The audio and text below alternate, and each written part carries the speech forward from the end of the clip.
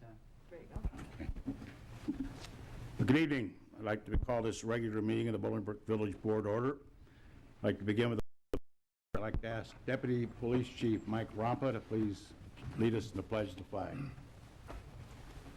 I pledge allegiance to the flag of the United States of America and to the republic for which it stands, one nation, under God, indivisible, with liberty and justice for all. Roll call, please. Mayor Claire. Here. Trustee Zarate. Here. Trustee Lawler. Here. Trustee Basta. Here. Trustee Watts. Trustee Carpenter. Here. There you are. Trustee Carpenzano. Here. Trustee Jaskowitz. Here. Okay, next we have the approval of the minutes of the regular meeting of March 24th. Is there a motion? So moved. Second. Most trustee Basta, second to trustee Zarate. Questions or comments? Hearing none, all in favor say aye. Aye. Opposed, same sign. Most, the agenda's minutes are approved. Approval of the agenda, Mr. Wilson? Bert Odelson. No additions or corrections, Mayor. Is there a motion to approve the agenda as presented? So moved. Second. Motion trustee Lawler, second to trustee Carpenzano. Sheldon? I know you've been on many, Sheldon Watts is on Zoom. And so he's at home, and that's him on the TV screen over here. There's a delay when you have this, so we may not always catch you. I'll try and slow it down so you have a chance on the vote. Okay. Thank you. Okay, did we approve the agenda? I know we talked about it. Yes. Okay, all in favor? Okay. Approval of appointments, board and commission, there are none this evening. Reports of officers, several things, but, well, I'll do the other things first and go to the public hearing part. First of all, we are holding this meeting tonight in Village Hall. All the seats are spaced off at least 6 feet apart. There's presently only 9 people in the audience section. No residents other than staff are present. The trustees are sitting at the dais, again, spaced out appropriately. This is being broadcast on regular BCT as usual. It's a big meeting. We're approving the budget tonight for the next fiscal year, and it has to be done by April 1st. And we have meetings in May, but I suspect we'll probably be closing or canceling at least one of those, depending on what's going on. Probably pick a date in the middle of the month and cancel the early meeting and the later meeting and just have one, but that'll be decided at a later time. Another announcement, Cavalcade of Plains, which is June 5th and 6th, is going to be canceled. That's very, very unfortunate. A lot of people do a lot of work on the Cavalcade of Plains. But of course, as you probably know, if you've been to that, a lot of people fly their planes in from literally across the Midwest to participate, give rides, put on shows and so forth. Many of those are not comfortable with coming because they don't know what's going to happen. So there were a lot of cancellations, including the Ford Tri-Motor, which comes in out of where? Wisconsin. Out of Wisconsin, which is always kind of a treat to fly on that. In fact, they love it coming here because there's so many people that enjoy flying it. It was literally the first passenger airplane that was used by Eastern Airlines back years and years and years ago. No, I never flew it when it was Eastern. Anyway, so it's canceled, and it's too bad, again.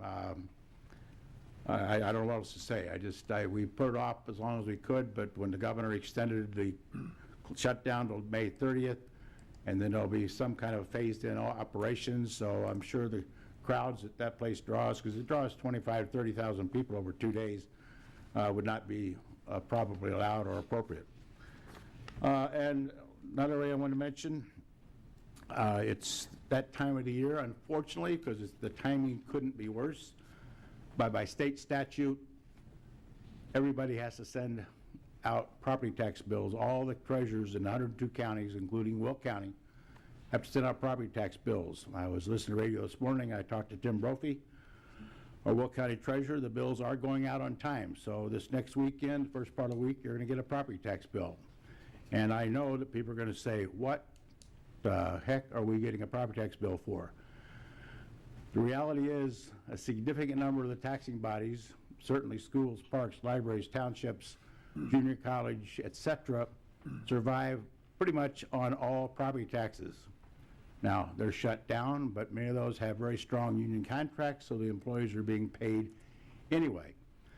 So the reality is there's going to be a property tax bill hit. I will ask you all to do is take a good look at the property tax bill and look at the taxing bodies listed below and what piece or percentage of the property tax bill they are receiving. Of 100% of the property tax bill, the schools typically get, and I don't care what district you're in, Naperville Central, Neuqua Valley, Plainfield 202, Woodridge, whatever, most every school district is taking between 60 and 70% of the property tax bill. Most municipalities take between 7 and 10 to 11%. Bolingbrook, I believe, is 9% of the property tax bill. So 91% of that bill is going to places other than the village. Now, I typically get a lot of calls because we live in Bolingbrook, so you get a tax bill for living in Bolingbrook, you presume it's the village. Well, part of it is. But the property tax bills are going to be due then. Typically, June 3rd is the first half, and September 3rd is the second half. Now, the Will County Board does have some flexibility to move those dates, and they're allegedly going to talk about it and do that, but nothing has happened yet. They're cutting it a little close. But I know DuPage County did defer property tax bill payments, so you can pay your June 3rd installment all the way up till September 3rd without penalties or interest. But the full payments due September 3rd in DuPage County, not Will, DuPage. But the September 1st payment as of right now is still due in full. So basically you're just delaying the payment. The bill will be the same. There's no break, discount, what have you. I don't know what Will County is going to do, but since they're waiting so late to make the decision, my guess is they'll probably pattern it after what the other counties have done. But right now, the bills come out May 1st. You'll get it May 3rd, 4th, or 5th. And the first installment is June 3rd. Again, I presume we'll be hearing something in Will County which will delay that if you need. But I will also tell you in DuPage County, for example, they require proof of being laid off, proof of the inability to pay the bill for financial reasons, so it's not as simple as just saying, oh, wait till September 3rd to pay it. You'll need to document it. I assume the Will County Board will do the same, but we'll find that out hopefully soon. And lastly, just as a friend, a guy that's been the former Local 3005, the Firefighters Union, was president for several years, Matt Olson, Lieutenant Matt Olson, is retiring, and tomorrow is his last day, so a shout out to Matt. We had our differences, as management and labor does on virtually any situation anywhere, but we were still professionals, we still were good friends, and we still would have a get together and talk at different social functions. So, congratulations to Matt. I'm sure he'll enjoy his retirement. All right, to the public hearing. Public hearing tonight, is there a motion to open the public hearing? So moved. Motion trustee Basta, second trustee Jesuits. Roll call vote, please. Trustee Zarate. Here. Trustee Lawler. Yes. Trustee Basta. Yes. Trustee Watts. Yes. Trustee Carpenzano. Yes. Trustee Jesquith. Yes. Public hearing is open. Public hearing tonight is regarding the Bolingbrook fiscal year budget 2020 to 2021.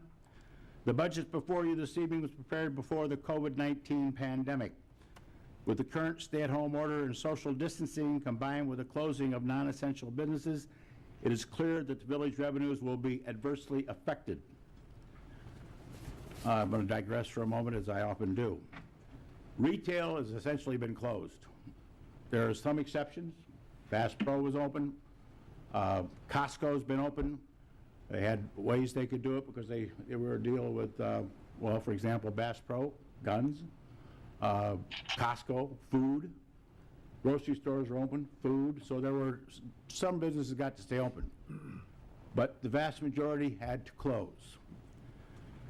We don't know what the impact that is yet. But if we rely on sales taxes, like we do at about $2.5 million a month, we know that we're expecting to lose at least half that, maybe 2/3 of that sales tax money, maybe more. We don't know. And part of the reason is being sales taxes are often 60 to 90-day delay.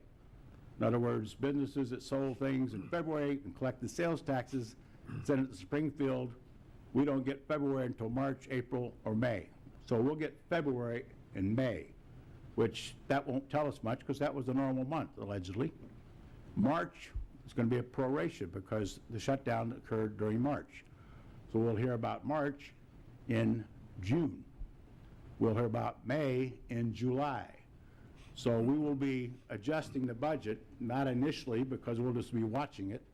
We have sufficient reserves. Most auditing firms will tell you you need 3 to 6 months reserves for allegedly a rainy day fund, or in this case, a pandemic.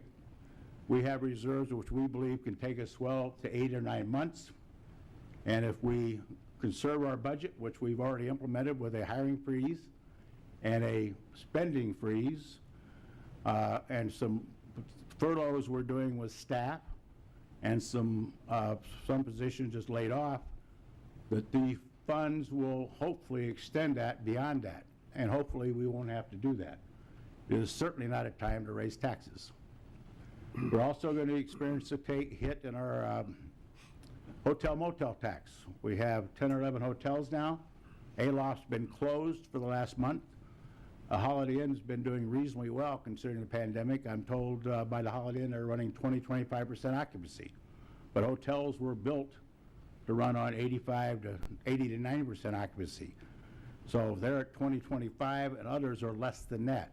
I was reading the hotels downtown Chicago are running at a 10% occupancy. Now the reality is some of these hotels, and I certainly hope none of ours, but some of them certainly in the city are probably not going to come back.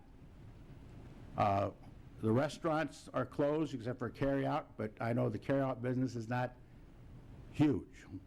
It's there, but I would suggest if you could buy your dinner at some local restaurant, call them up, pick it up at the door. They would certainly appreciate it because we liked them before the pandemic and we'll want them back after the pandemic, but they do need, those that are doing it, they do need some revenues. I feel very badly for the small business person, very bad. I've been to literally hundreds of ribbon cuttings, groundbreakings, and it just tears me apart to drive around and see empty parking lots. And I've seen it now for weeks, as you've seen it, and I'm going to see it for another 30 days in many cases. Our economy is getting killed, and it's a dramatic effect on our budget. Real estate transfer tax will be down because real estate's down. Income tax, we were told this week, could be down 15%. I'll be surprised if not more than that. And that is the income tax the state collects. A piece of that is returned to the municipalities on a per capita basis. And the distribution, Rosa told me, they told her it'll probably be down at least 15% next time. Well, they get into May and June with all the people that have been laid off, the unemployment, the people are out of work. I expect a bigger hit there. So my point is the budget we're preparing tonight is the budget we prepared before the pandemic. Some people will question, well, why don't you adjust it? And the point is, adjust it to what? We don't know. We will continue to run as we are with the firing freeze, the spending freeze, and curtailing some employees in terms of how much they work, and we'll adjust it as we need to. We'll get the revenues in and let people know at these meetings. But it's not pretty. Government is about service. Over 60% of our budget is personnel. People to answer the phone, people to plow your street, people to trim your parkway tree, people to supervise, make sure the street lights are working. The squad cars are on the street. The ambulance and personnel are on the street. All that costs money. And some things we can't cut. I'm quite sure nobody wants to see ambulance service curtailed. They don't want to see fire suppression efforts curtailed. They don't want to see cars in the street curtailed, but we're going to have to, everything's on the table. We cannot dismiss anything as being an absolute. So we'll be looking at everything, and we are meeting literally every day talking about this. So back to the budget. One more point. Years ago, we made a shift to get away from property taxes to support this village. And we pushed to go to sales tax. Because I, as a new mayor, I watched Oak Brook and Gurney and Fox Valley, Aurora, and other places that had large retail. and wondered how'd they get that, and I studied all that and saw that that's the tax base we want to get to. So we moved to a budget that's 39% sales tax. Well, that's a great idea until you get a pandemic. Communities such as, I'll mention a couple, Shorewood, some of the kind of communities in rural Illinois who don't count on sales tax because they don't have much retail, pretty much thrive just on property taxes. So reality is, as I said a moment ago, property taxes will be due and payable. I don't see anybody discounting them other than lowering their budget perhaps in the future. But the bills that are coming out will be due and payable sometime between now and September 3rd. So they will get their money. So they won't see the impact that communities that rely upon hotels fees, sales tax revenues. I mean, I'll look at Rosemont, for example. Rosemont counts on sales taxes, restaurant taxes, and airport fees because of our airport. Well, guess what's happened to people flying? I mean, I've heard about stories about people, one person on a plane. So consequently, Rosemont, which is probably one of the wealthiest suburbs in Chicagoland, is taking a big hit. Anyway, sales tax 39%, well actually 40%, state income tax is 11%, transfer tax 5%, restaurant, liquor, gas, they're all a piece of the puzzle and are all taking a hit. That's 70% of our revenue in the proposed general fund budget. Each of these sources will be severely impacted. The longer time it takes to get back to normal, the greater the loss of revenue will be. As I mentioned, we have implemented hiring and expenditure freeze. With the backdrop mentioned above, the staff realizes the current document will need to be modified during the year. There's no rule that says we can't amend the budget every month if we have to or see a need to. My recommendation would be is to wait 60 days or so before we get a true picture based on April revenues, which we were closed, and we can probably use April to estimate May, or at least get a better handle.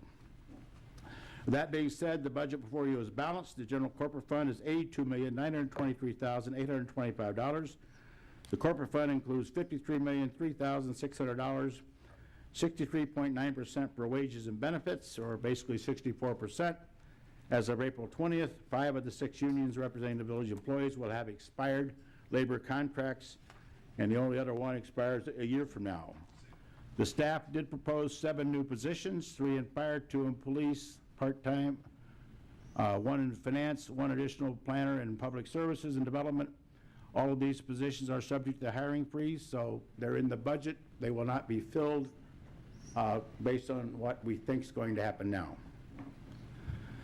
Well, there's also $3.4 million in capital expenditures and $4.5 million in road improvements that will be reanalyzed. We're not saying we're not going to resurface roads, because some of those funds are motor fuel tax funds that have to be used for resurfacing. We can't use those for general revenue. So we will be doing some of that work, but what we don't have to do will probably be curtailed or put off. And of course, being in Illinois, a Midwestern state, the construction season effectively runs till September.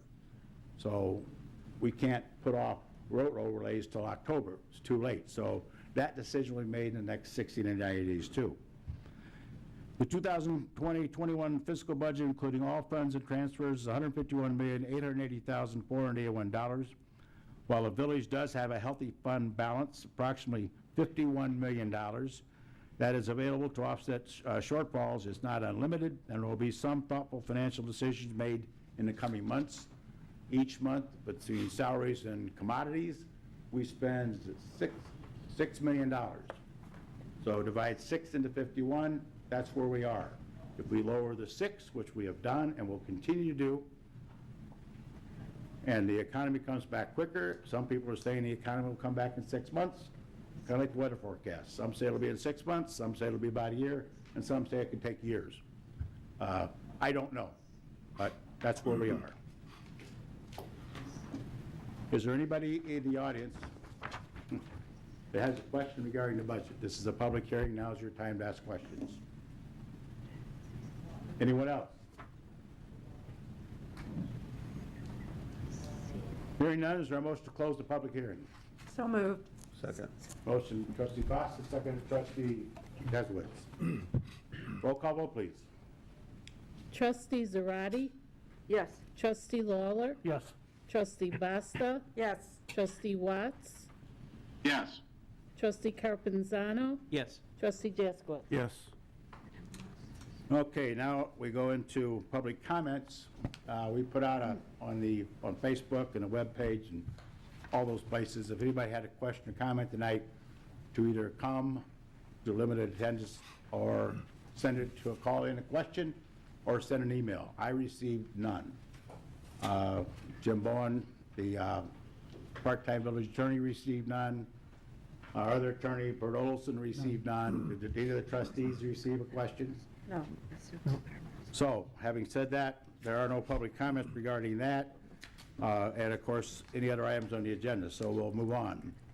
Staff reports, bill listing A, $1,575,937.84. Bill listing B, $1,030,781.53, or a combined $2,606,719.37. Is there a motion? So moved. Trustee Jesuit, second trustee Watts. I heard you, Sheldon, there you go. I might add, I just said we go through money at $6 million a month. This is the commodity part. The rest are salaries and benefits. Benefits are typically about a third of what the salary is. So if you make $50,000, you're going to get another $15,000 or $20,000 in benefits, insurance, etc. Questions? Roll call vote, please. Trustee Zarate, Yes. Trustee Lawler, Yes. Trustee Basta, Yes. Trustee Watts, Yes. Trustee Carpenzano, Yes. Trustee Jaskowitz. Yes. Bills are approved. Our first motion this evening is a motion to approve emergency purchase of 2 matrix message boards from Road Safe regarding COVID-19. Is there a motion? So moved. Second. Motion trustee Basta, second trustee Carpenzano. We purchased 2 matrix boards. You've all seen them. They're on Boughton Road for the testing site,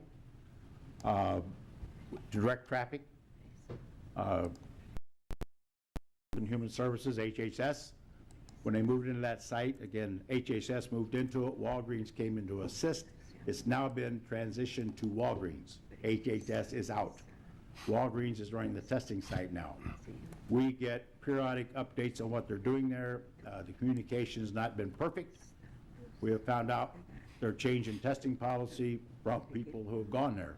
And we've had to call up and you please let us know, because we're, again, like your property tax bill, we're the ones that get the questions. So, they've gone from the basic conditions, temperature, old, other symptoms. They have now changed it to anybody 18 and over with symptoms. So it's a moving target, but it's run now by Walgreens, and I'm told they're inside now. They're out back. They're still outside. Oh, they're still outside, but it's not. We were asked if we wanted a testing thing. Walgreens cut this deal nationally. I believe there's Walgreens sites in other parts of the country. We talked about it a bit, frankly, because we didn't know what they were going to do. Well, I'm glad we did it. It allowed people in this town to get tested quicker, certainly some of our own staff. And it's been in operation now, but there's been varying degrees. I've gone by there in the afternoon, the parking lot's essentially empty. So I don't know what drives their whole thing, but it is active. Physicians Immediate Health Care on 53 are also doing tests. They have the new test, which you can find out whether you're positive or negative within about an hour and 15 minutes. But there are different periods you go in there. It's a longer wait depending on the time of the day and how many people go there. So we do have at least 2 testing centers here, and I really don't know, are there any others you're aware of? We still have the one in Joliet that's open, and the one in Aurora is open. Well, but I'm talking about here. Yeah, that one goes. One in Aurora, one in Joliet, but those are the 2 here. Anyway, we bought the message signs to direct traffic.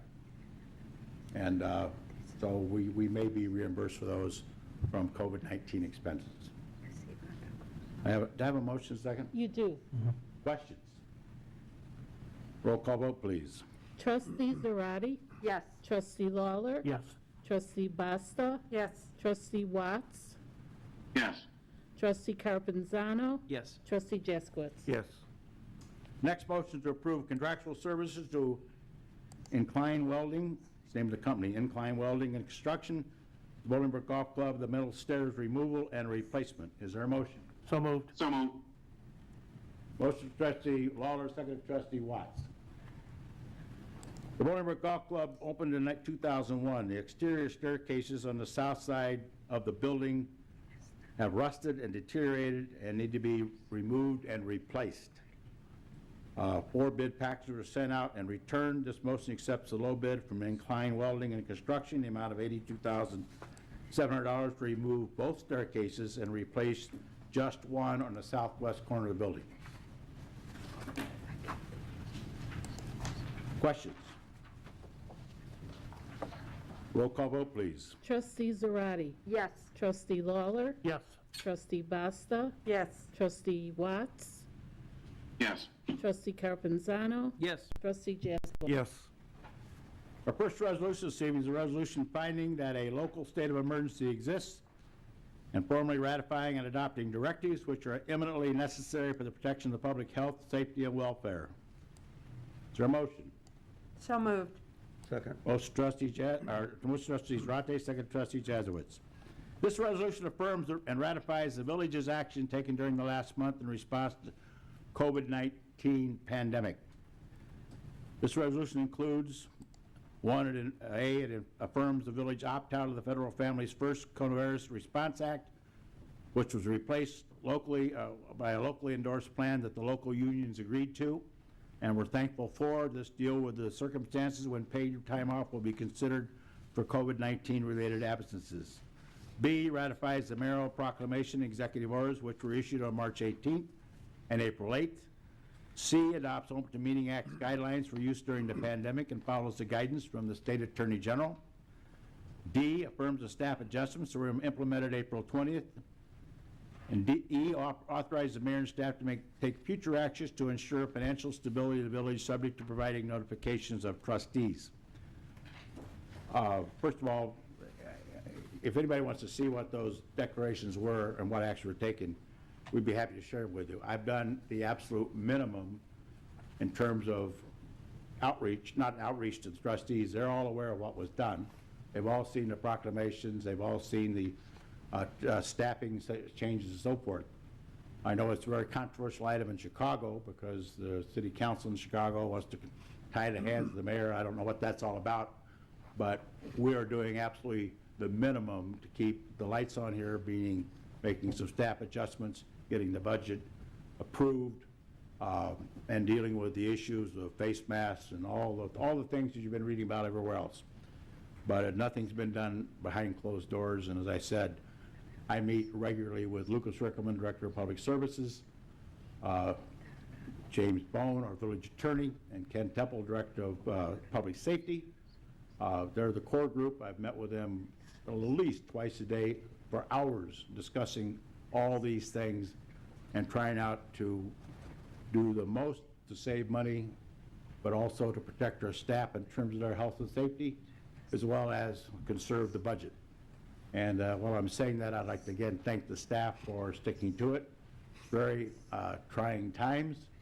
As people are nervous, we've made adjustments. We've split up public services to 4 different areas where they report. We've put our people working out of their homes. But I give the 3 I just finance also credit for coming in and doing these meetings. We have to meet, folks, and you can't run them all on Zoom. There's just too many things going on, too many questions, and we spend the day answering questions to residents who have, it's stunning, the questions that we get sometimes, and we try and work through them. Anyway, questions about this resolution? Hearing none, roll call vote, please. Trustee Zarate. Yes. Trustee Lawler. Yes. Trustee Basta. Yes. Trustee Watts. Yes. Trustee Carpenzano. Yes. Just one more comment about that. We are getting the directives from the governor's office and others on a regular basis. It is frustrating for us because sometimes their directives are not terribly specific, and people call us up and want an interpretation, and sometimes we don't necessarily know what is meant by some directives. So we just kind of negotiate through it as best we can. Our next resolution is approving the extension of the contract with Avalon Petroleum Company. Is there a motion? So moved. Second. Motion trustee Lawler, second trustee Zarate. This resolution extends an existing contract with Avalon Petroleum Company for 1 year through April 30th, 21. The fuel cost is determined by the daily rack price as established by OPIS, the Oil Price Information Services. The delivery charge is 11.011 cents per gallon for diesel and a negative .0011 per gallon for unleaded. And this contract's an annual contract, so we have to approve it to continue to buy fuel. Questions? Roll call vote, please. Trustee Zarate. Yes. Trustee Lawler. Yes. Trustee Basta. Yes. Trustee Watts. Yes. Trustee Carpenzano. Yes. Trustee Jaskowitz. Yes.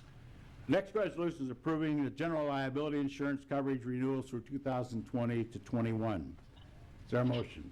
So moved. Motion trustee Second. Carpenzano, second trustee Zarate. This resolution approves the village insurance coverage for 2021 fiscal year. Alliant Mesro is the village's broker of record and solicited quotes on behalf of the village. They go out and search the market for the best quotes for the various insurance needs we have as a broker. A, the basic underlying liability coverage is $345,872. B, excess liability is $144,598. Excess liability on the second layer of additional coverage is $50,194. Cyber liability, which is a relatively new insurance coverage needed, cyber liability is $12,618. Property and casualty and marine policies is done by Chubbs. Yes, that's the name of the company, Chubbs. $142,701. Crime insurance is a Hanover Insurance Company. That's $2,110. G, golf course package, all lines of coverage, Philadelphia Insurance, $154,314. Airport insurance is ACE Insurance, $11,779. Total cost is $864,186. The total cost for insurance provided decreased by 4.6% over last year's amount. So this is a reduction. The village is self-insured for the first $100,000 of any claim. CCMSI is retained to provide claims administration on a per-claim basis, with the minimum fee being $19,000 a year. The Finance Committee has reviewed this and recommends approval. CCMSI, what does this stand for again? Their names, it's Cochran something. Oh. Nothing, it's just the name of the company, CCMSI. And a lot of municipalities use them, I know that. Yes. Question? Hearing none, roll call vote, please. Trustee Zarate. Yes. Trustee Lawler. Yes. Trustee Basta. Yes. Trustee Watts. Yes. Trustee Carpenter.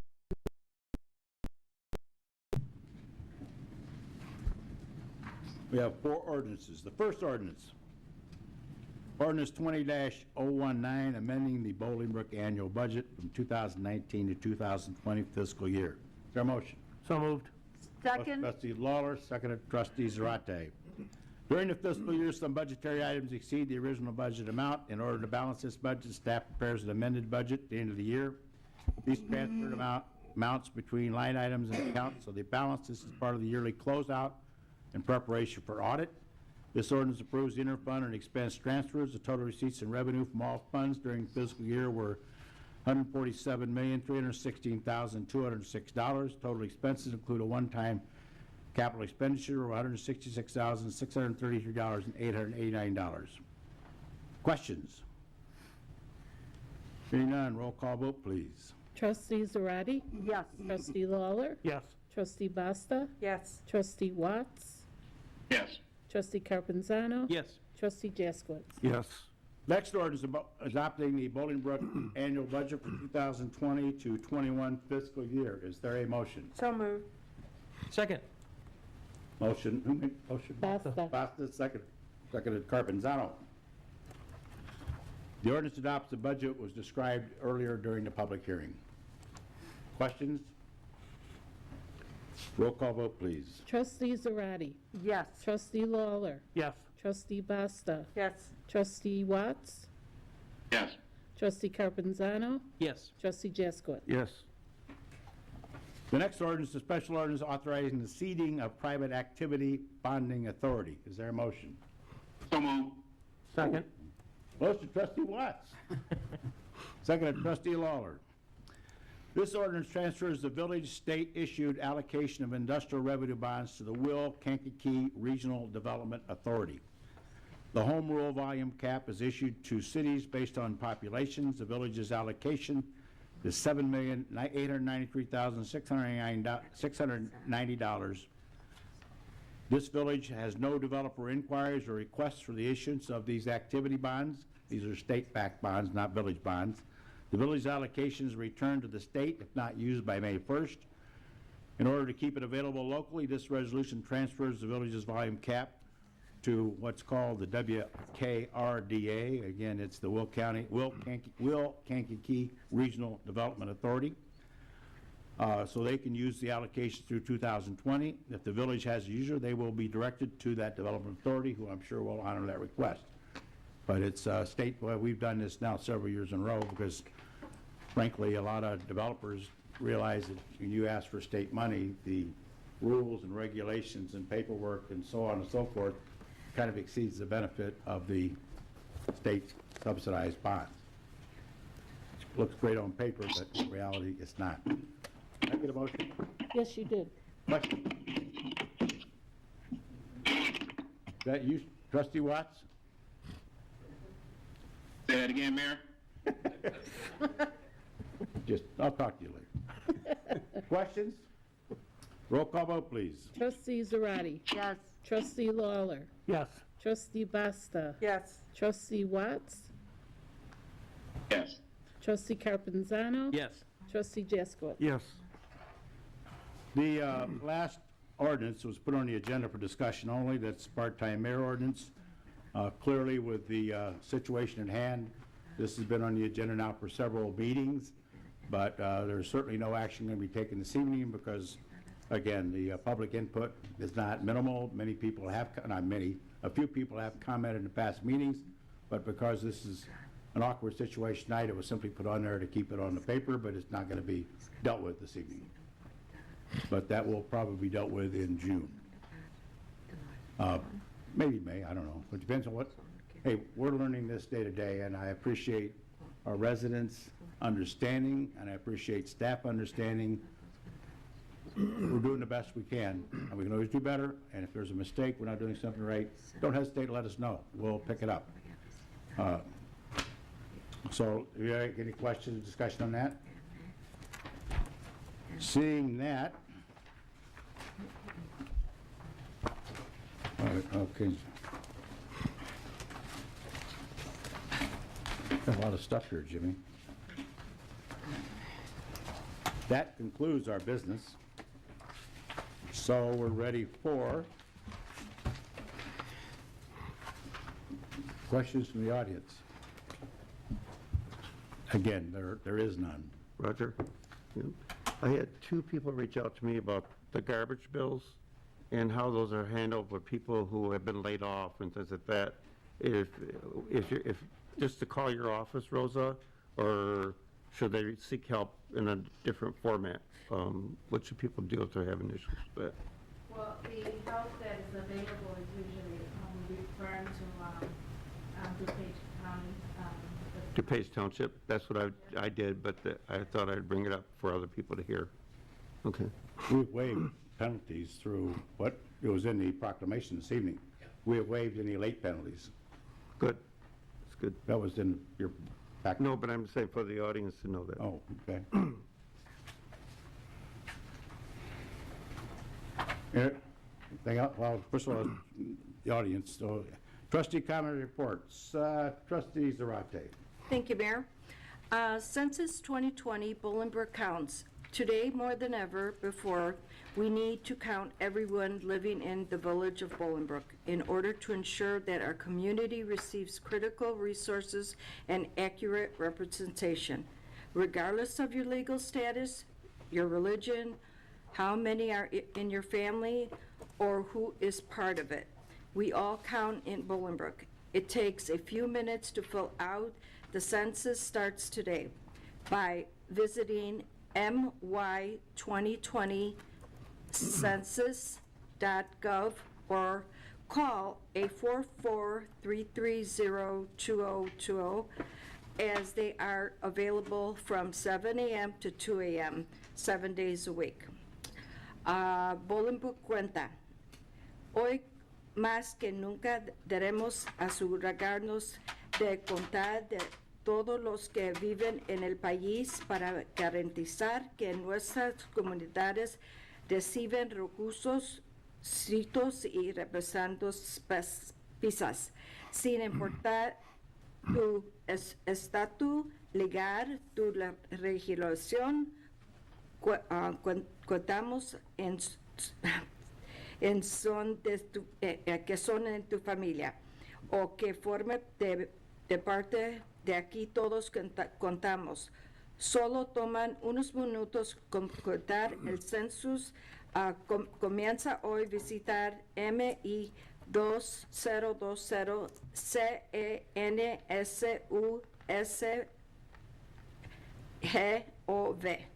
Gracias.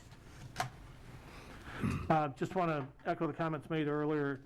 We truly appreciate the efforts of the leadership of the village and the staff of the village in continuing to deliver excellent services in very difficult circumstances. So I just want to echo my appreciation for all the efforts that staff is doing to continue our services.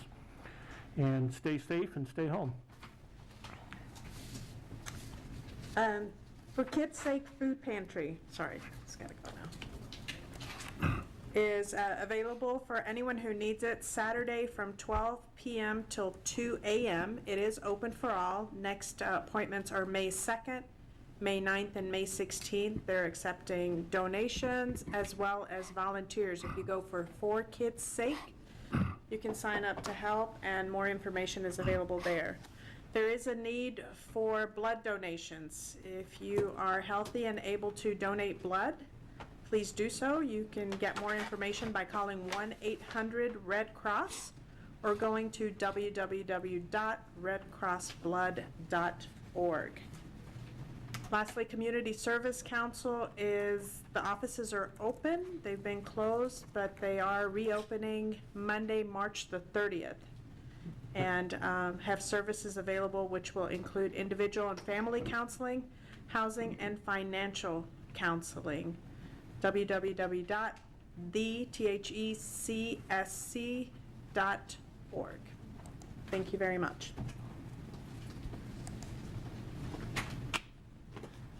Michael.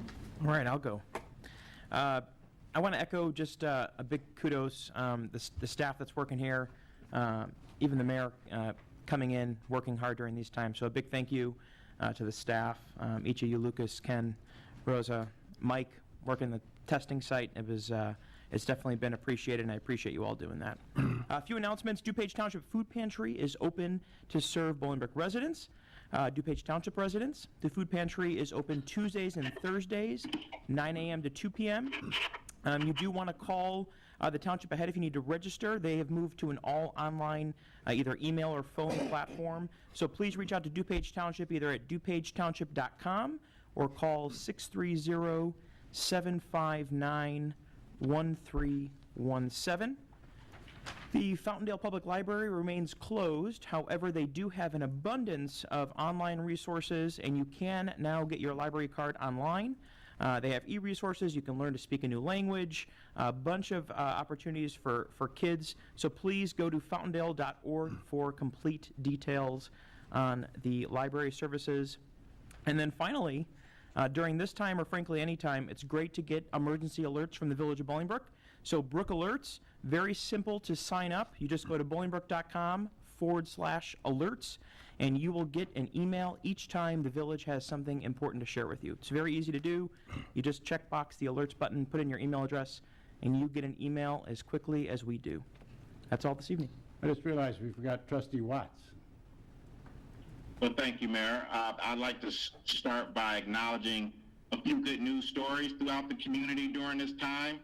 We've had an outpouring of thoughtful and kind gestures And we just want to say thank you. The Gathering Place Worship Assembly Church, they delivered about 30 snack bags to residents throughout the community just to brighten their day. DuCap's Ice Basketball Leadership Academy, they delivered lunch to our Amita Hospital, and Jewel Osco delivered several pizzas to both locations.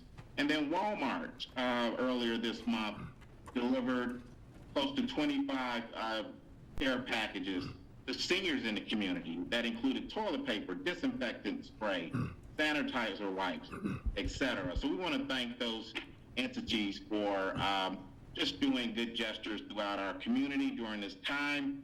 We have a couple of government agencies that want to make announcements. The Forest Preserve District of Will County would like to announce that they are reopening due to the modified stay-at-home order, the preserved access area parking lots, and the boat launches.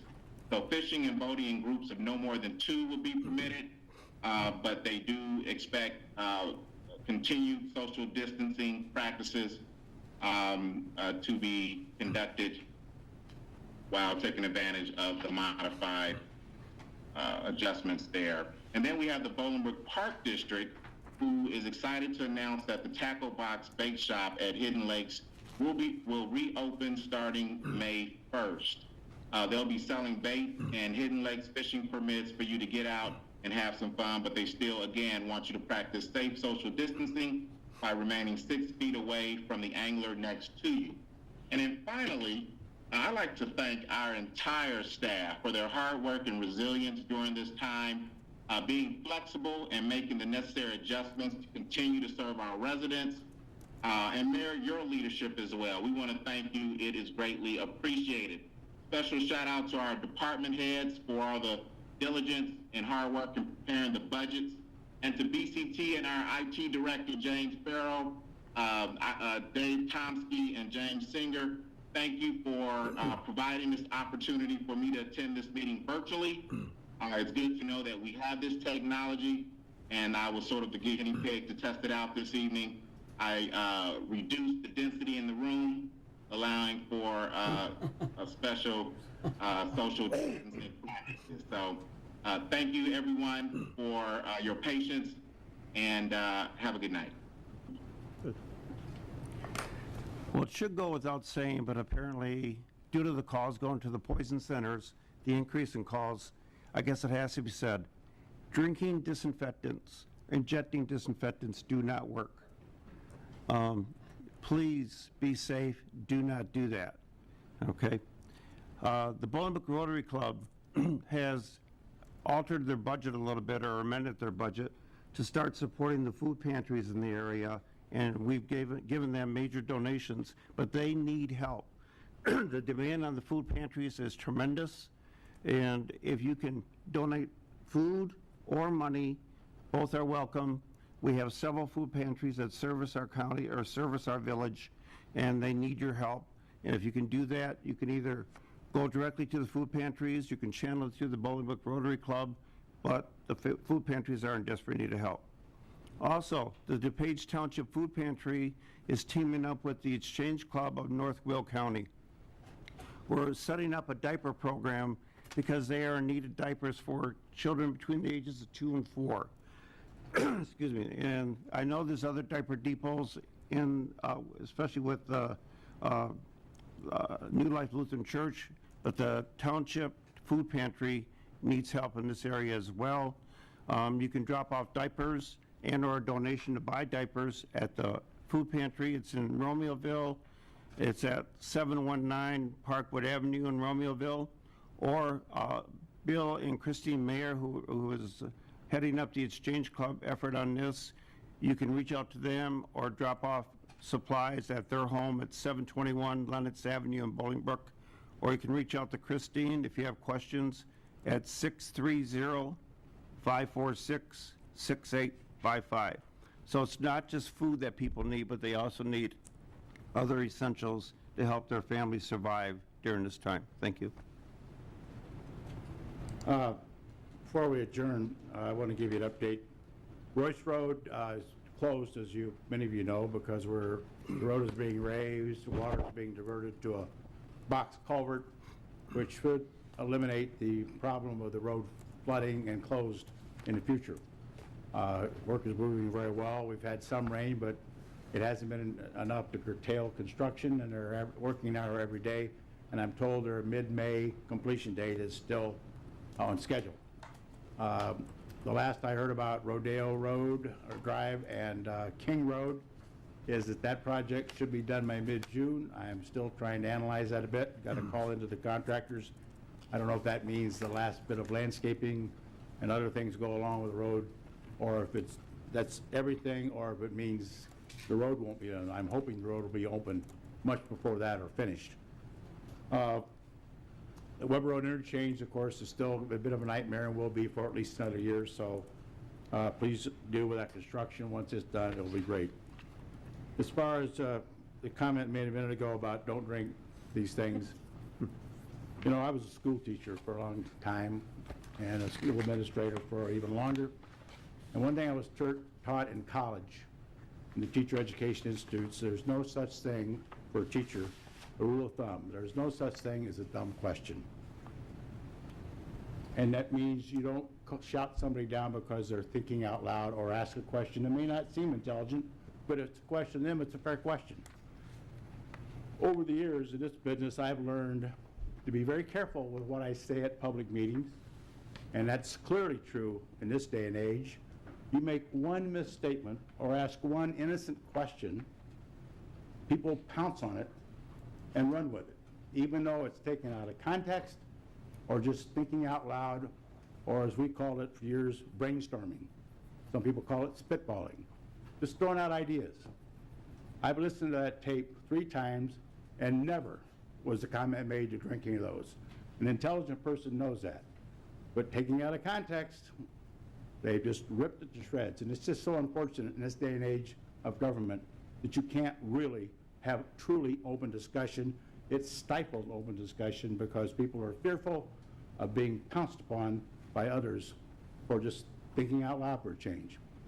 And that's the way it is. Motion, we have no executive session. Is there a motion to adjourn? So moved. Second. Motion trustee Basta, second trustee Lawler. Any other questions? All in favor say aye. Aye. Aye, we stand adjourned. Oh, yes. Go. Give me that one.